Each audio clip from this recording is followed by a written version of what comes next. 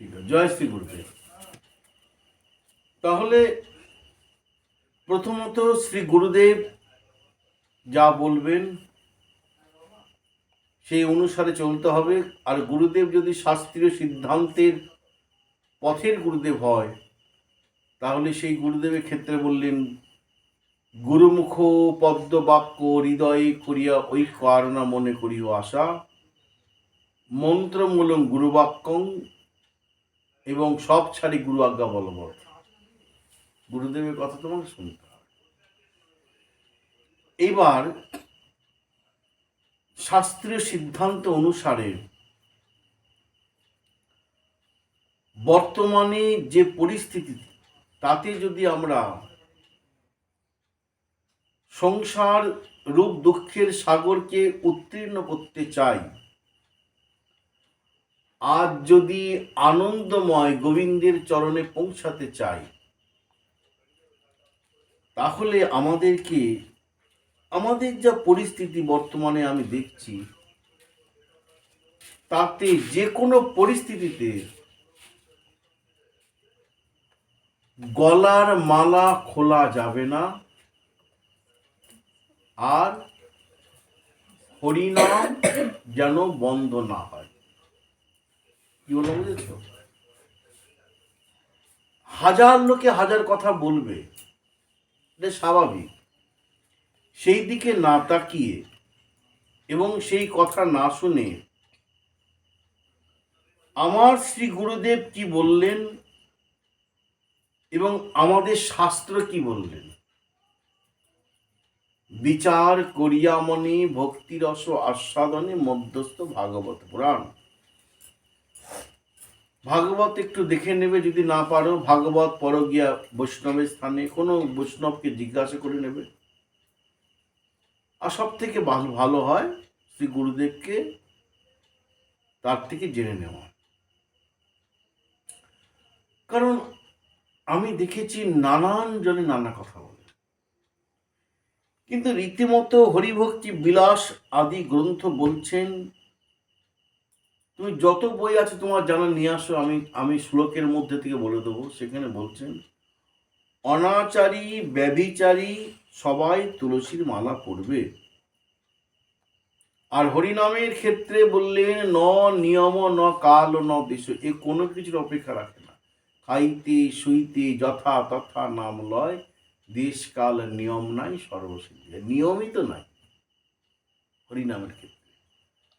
তাহলে আজকের আমাদের মূল বিষয়টা হচ্ছে আলোচ্য আস্বাদনীয় তুলসীর মালা গলা থেকে খুলবো না, সবাই করতে পারে, সবাই, বাচ্চা থেকে বুড়ো। আর হরিনামটা সব সময় আমি করতে পারি, সব সময়, সব পরিস্থিতিতে তুলসীর মালা আর হরিনাম। এহেন যা পরিস্থিতি আমি দেখছি, আমাদের শরীরটা খারাপ অনেক সময় হয়ে যাচ্ছে, নানা রকম অসুখ, আনন্দ অসুখ, মৃত অসুখ, বাড়িতে লোকজন যাতায়াত করছে, মায়েদের মাসে মাসে অসুবিধা, এই যে কোনো পরিস্থিতিতে হোক ভগবানের সেবা ঠিক মতন হচ্ছে না, তাই না? প্রত্যেকের পক্ষে হচ্ছে না। ওকে অর্ডার দিয়ে করাচ্ছে, সেটা হচ্ছে আলাদা। যে বাড়িতে কেউ এসছে, তুই একটু খেতে দে, ওকে বললো তুই একটু জল দে, ওটা আলাদা। কিন্তু আমি তো পাচ্ছি না। কারণ যাই হোক, কোন রকমে ভগবানের সেবা ওটা হচ্ছে, যাদের চিত্রবার থাকুক, বিগ্রহ থাকুক, কোনো রকমে হচ্ছে। কেউ দিয়ে হচ্ছে, মেয়েকে বলছে সেটা সন্ধ্যাটা দিয়ে দেওয়া হচ্ছে কিনা, কিন্তু আমি তো পারছি না। কারণ যাই হোক, ঠিক আছে,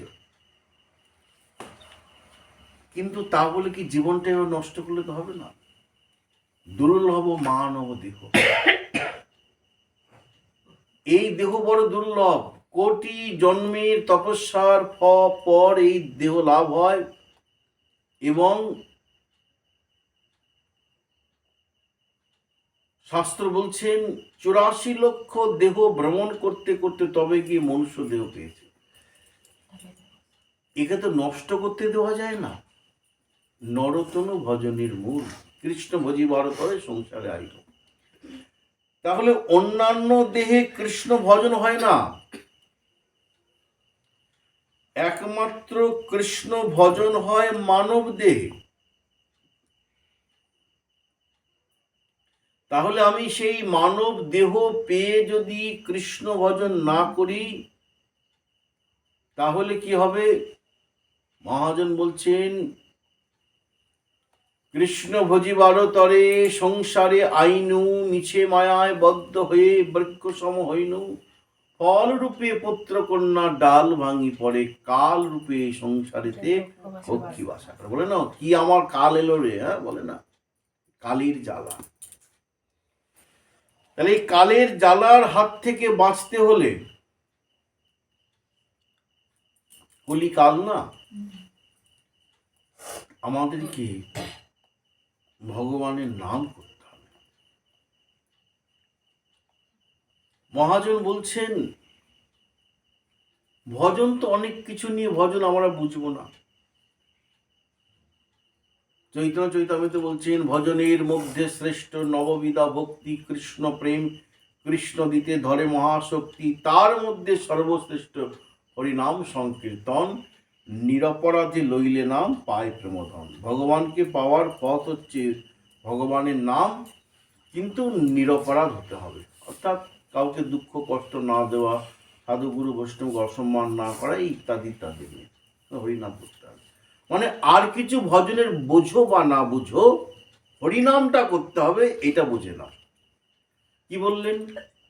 কৃষ্ণ ভজনের পথে হও অগ্রসর, দিন মহেন্দ্র বলে পাইবে সুফল, অন্তে পাইবে। ভাবে সে ও তো একটা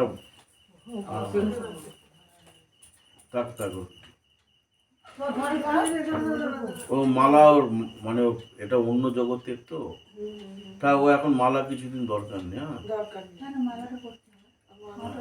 না না, ওই তো নিয়ে এসছে। আমি মালা করতে কিন্তু এখনো বলিনি তোকে, বলেছি কি? আমি তো শোধন না করলে মালা হবে কি? ও করে না, এমনি কোলে নিয়ে বসে আছে। তাতেই অ্যাকশন। ঠিক আছে, রাখেন, চুপচাপ বসো। যাই হোক,